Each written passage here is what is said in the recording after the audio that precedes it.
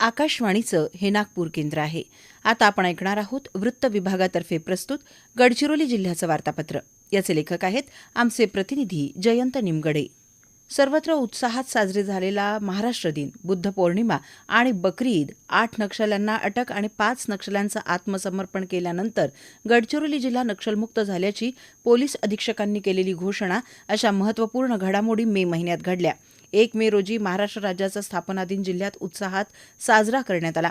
गडचिरोली इथे सहपालकमंत्री आशिष जयस्वाल यांच्या हस्ते ध्वजारोहण करण्यात आलं. यावेळी अॅडव्होकेट जयस्वाल यांनी समृद्ध गडचिरोली घडविण्याचा संकल्प व्यक्त केला.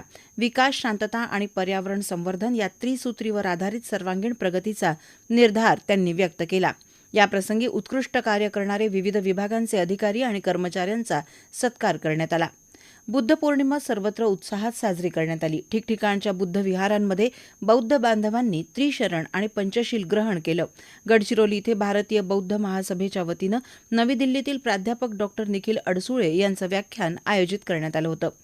कौशल्य विकास आणि भारतीय पारंपरिक हस्तकलेचं जतन करण्यासाठी चालना देणाऱ्या महत्त्वपूर्ण उपक्रमांतर्गत गडचिरोली येथील गोंडवाना विद्यापीठाच्या विज्ञान आणि तंत्रज्ञान संसाधन केंद्राला नवी दिल्ली इथल्या handicraft and carpet sector skill काउन्सिलनं सेंटर ऑफ एक्सलन्स म्हणून मान्यता प्रदान केली. या संदर्भातील सामंजस्य करार नवी दिल्लीतील HCSSCच्या मुख्यालयात करण्यात आला. याप्रसंगी मुख्य कार्यकारी अधिकारी कृष्ण कुमार, गोंडवाना विद्यापीठाचे कुलगुरू डॉ. प्रशांत बोकारे, STRCचे मुख्य कार्यकारी अधिकारी स्वप्नील गिरडे उपस्थित होते.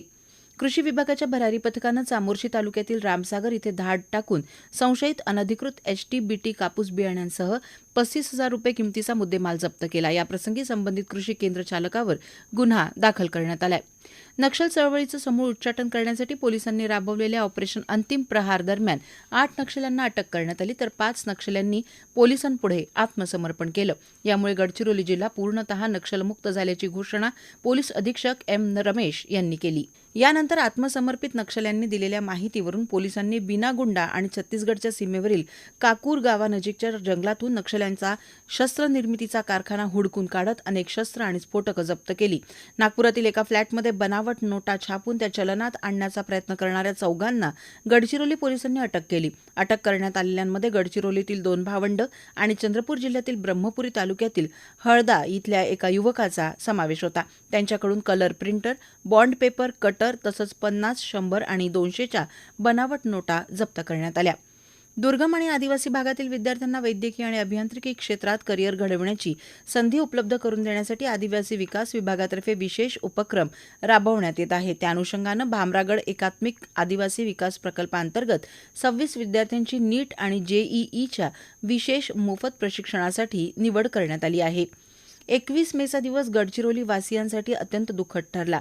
गडचिरोली येथून उमरखेडला जाणारी राज्य परिवहन महामंडळाची बस गडचिरोली नजीकच्या मुरखळा नवेगावच्या वळणावर उलटल्यामुळे 3 प्रवाशांचा मृत्यू झाला, तर 33 जण जखमी झाले.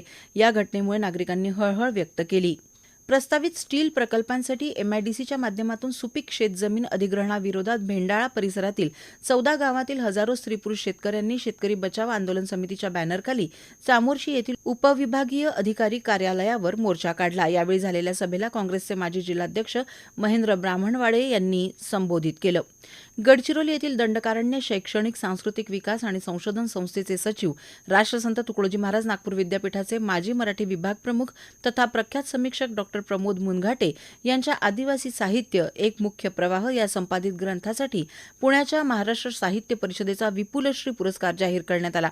पुण्यातील बालगंधर्व रंगमंदिर नाट्यगृहात आयोजित कार्यक्रमात मान्यवरांच्या हस्ते त्यांना हा पुरस्कार प्रदान करण्यात आला. बकरी ईद हा सण मुस्लिम बांधवांनी उत्साहात साजरा केला.